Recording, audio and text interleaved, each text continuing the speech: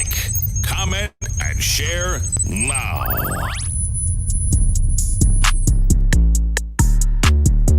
All right, toggling these buttons here. Good morning and welcome back to the Wake Up Call.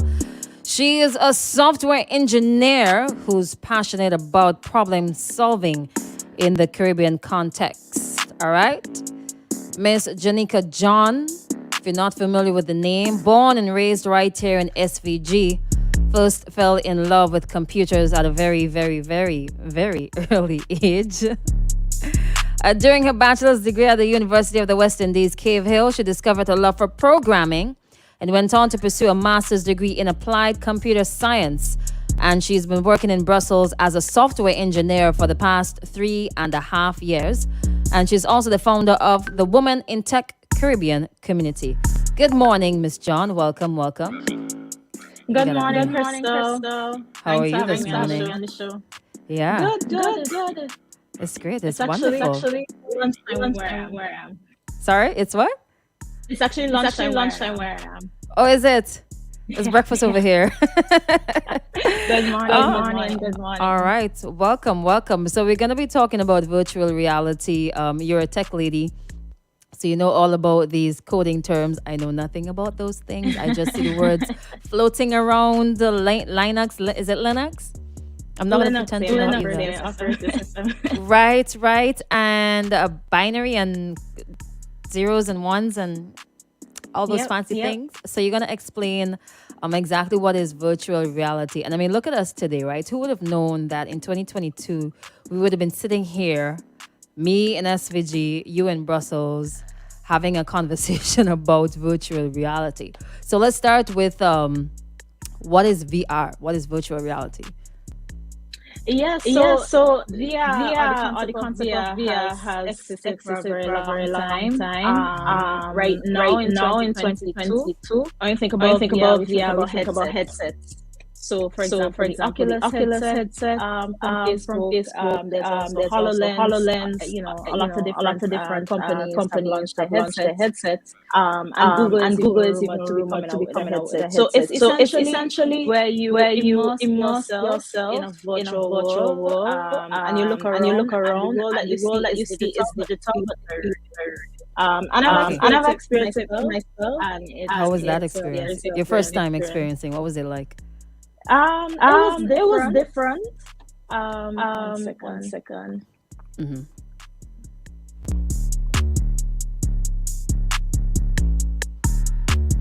Yeah. All right. Good. Yes. Yeah. Okay. Good now. All right. Good now. All right. Wonderful. All right. So it was very interesting because you kind of it's funny how your brain can be tricked with these digital spaces.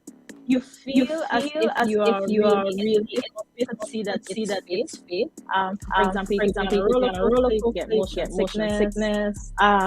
You could feel scared. For example, if you're playing one of those one person-on-person shooter, first-person shooter games. I played one of those in VR, and it's really a crazy experience. Yeah. Mm. Like you're literally just sitting there and you have what might look like my headphones across your eyes and you're just like dodging. If you're looking on, you might look like something is wrong. Oh, my goodness. You So actually have it there. if you could see me, if you're watching like on Facebook or so, I actually have this is my Oculus headset. You usually have the two hand players as well. These retail for like about 200 to 300 US dollars right now. Which is funny because a few years ago, like 5 years ago, it would have costed a lot more, like in the thousands. So VR is becoming more and more accessible. That's good. I mean, especially if that is where we're moving towards. I mean, it has to be sort of affordable for the average individual. All right. So you've explained what VR is. It's been around for some time, and Mhm. with time, it's getting more advanced, and more companies are jumping onto the VR. I am getting the impression that they are trying to be the first best. So is that what the Yes. metaverse is? Yeah. The concept of the metaverse right now is a bit fuzzy. It depends on Mhm. who you talk to. I actually hosted a Twitter space last week trying to find out from Caribbean people like when they hear the word metaverse, what comes to mind? Uh-huh. Reason being is that there's actually not a technically like accepted or agreed upon definition of the metaverse right now. In fact, if you listen to people like Mark Zuckerberg when they talk about the metaverse that they're working towards, it actually does not exist yet. And their future or their vision for what is now referred to as the metaverse, or what he popularized actually, because the original term appeared, I think, in 1992, if I'm not mistaken, in a book called Snow Crash. So it's actually a very old term that's Really? resurfacing now, with a lot of hype and a lot of things. So it really depends on who you talk to. Right now, or what I gathered from this space, or what I gathered from speaking to Caribbean people and people in general, when they hear metaverse, it just represents a digital experience. So something immersive where they can walk around, and this could be with or without VR, which funny enough is very different from the metaverse that Mark Zuckerberg, for example, is working towards. Oh, because Mhm. the impression that I got from like looking at videos and so on is that the metaverse was Meta's virtual reality space. So you can have like business meetings, you can have like little cookouts or whatever it is you want to have, things that you would normally have like on a Zoom call or, FaceTime somebody, you can have it um in a better setup. So it feels real and it looks real-ish, have your little Right. avatar and so on. That's the understanding that I got. But it's like two different. Ah, Right. So that's another thing. It's funny that you mentioned that the metaverse in your head is metas. And I spoke to somebody yesterday who said, oh no, the metaverse is Microsoft's platform. And so this is funny because right now, to the layman, the metaverse belongs to somebody. But actually, if you watch the talks where Mark Zuckerberg talks about why he renamed his company to Meta, or you listen to mhm. Satya Nadella, for example, who's the CEO of Microsoft, talking about the metaverse, the one core aspect of it is that it does not belong to anybody, or it's not owned by anybody. So it's going to be, or the vision that they have, it's something like the internet, right? The internet that we are talking on is the same internet that somebody in America is using, that somebody in Europe is using. It's one internet, right? But we go to Mhm. different websites and we experience different things, and everybody builds for this internet. So the future vision for the metaverse, or what the metaverse really and truly what they want it to be, is something like that. It doesn't belong to Facebook, but Facebook will build out experiences or have experiences. And I could be able to go over and see what Microsoft built. I could go over and transfer my assets as well. They talk about that a lot. Oh, so it's literally like real world in a digital form. That's Exactly. interesting. In terms of like security, from your knowledge and your background, how safe will it, or do you think it will be? Like, will there be any chances of, I don't know, people normally break in real life? Is that possible? Yeah. Or is that possible in metaverse, like viruses? You just see this worm just on this spider. Like, Yeah. is that gonna happen? Like bots? It's funny you Uh-huh. mention that because security remains, a big part of, for example, what I do in what we call Web 2.0 now, because Web 3 is referred to, is, also another buzz term, let's say, referring to the future of the next generation of the internet. And security remains, a primary concern right now. We still have, as you say, viruses. You would have heard about ransomware attacks, for example. Those were, very heavily in the media. And now, a lot of times, if a country wants to attack another country, like you would have heard of Russia and Ukraine, they actually attack them, digitally. It's actually more impactful for them to employ a group of hackers to take over like government websites, as they did, allegedly did recently. Um, and Mhm, so the mhm. same thing, I believe, will transfer over into the metaverse and will transfer into the digital world. It remains something that we need to work on. The same way that there are software engineers who are dreaming about this future and dreaming about building for this future. Of course, there will always be bad actors who are also, for example, software engineers who are trying to disrupt everything or maybe earn some money in a nefarious way. Yeah, like, so we will still need to think about and consider like terrorist financing and terrorism, money Of course. laundering, criminal financing. I'm thinking trafficking, like human trafficking as well, or some other form. That is interesting. I I want you to define for me. Like, I've been seeing like NFTs floating around as well. What is an NFT? Because what I saw, it was just mind blowing to me. All right, I'm gonna pay millions of dollars for a digital certificate. Really? What is an NFT?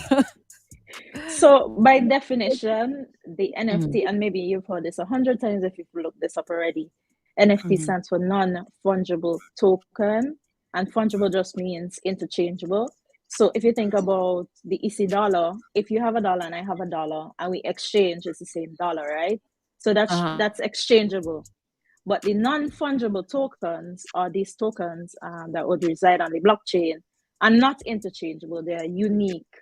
And so if I have one and you can verify that I'm the owner, there's certain characteristics, cryptography and so forth, certain characteristics that tell you that, okay, this thing is one of a kind, it's unique, let's say. uh-huh. Oh, so it's just like collectibles, but in a virtual form, Well, in a sense, a because digital it's form. funny that because you mentioned, for example, spending millions of dollars on NFTs and so forth. In the media, that's the thing that grabs the most attention, right? When, for example, we have the most common application of NFTs right now is art, but it actually doesn't have to be art because the Mhm, technology itself just means making anything digital non-fungible or non-transferable or a kind of mhm, stamp of authenticity, as you said, on mhm, any asset. So it doesn't have to be right now. There's a lot to talk about, these overpriced JPEGs. Right now, that's what's popular and that's what's trending. But in the future, for example, I saw an example, not even the future, of I think it's Utah working together with a company to put a kind of your marriage certificate on the blockchain. And so that could become an NFT as well. You could show that, hey, this is a true and genuine marriage certificate, or it could be death certificate. It could be lots of these different certificates, which right now only really exist physically. They could be transferred to the digital world. But right now, the use that we are seeing is a lot of these art pieces. Some sell for billions and millions, but not all do. Some cost pennies, for example. Okay, so is it possible to lose it? Like if something crashes, like if there was a time when Facebook, WhatsApp, and Instagram just crashed. If something like that happens, could you lose that and It's lose all your funny you money? mentioned that because I was not listening to, sorry, I was reading a article yesterday where somebody was trying to crack into a crypto wallet worth $50 million, if I'm not mistaken with the number, but some astronomical number. Hmm. Reason being is that all these assets to be stored, you have to own what is called a wallet. And this wallet has a private key and a public key, which is, as the name suggests, one is public, everybody can see it, and one is private. The combination of those, and I'm simplifying this a lot. So if you are like a tech head and you're listening to this and you say, no, she's missing this and this, is because I'm simplifying it to Yeah. explain it clearer. Uh-huh. So we have two keys, right? And the combination of them proves that I own this wallet. And so this is how we secure these digital assets. So for example, an NFT. So, and to come back to your question now about losing it, if for some reason I lose this key, then my goose is cooked. I can no longer enter into the wallet. I can no longer access these assets. And it's lost forever. And because of the nature of blockchain, where things are self-custodial, it means that you are the only. So for example, let's say you create a Facebook account, right? Hmm. Really, you don't own the account. It's Facebook that owns the account. So if something goes wrong, if you forget your password, you could always do resets and stuff like that, and they could give you access. In the crypto world, owning a wallet you are the sole owner of your wallet. You have to take care of everything that, for example, Facebook or your bank would have taken care of.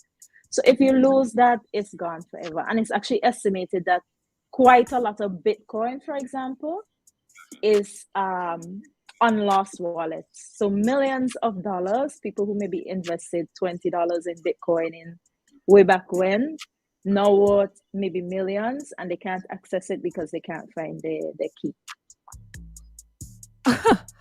I would not have been happy at all. No. And that's why I first heard it with Bitcoin.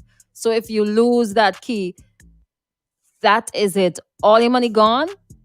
Isn't that risky? Yes, it's risky, and that's why there's a lot of different as with everything. When as technology develops, people tend to see what the problems are and try to come up with other software to mitigate the problems.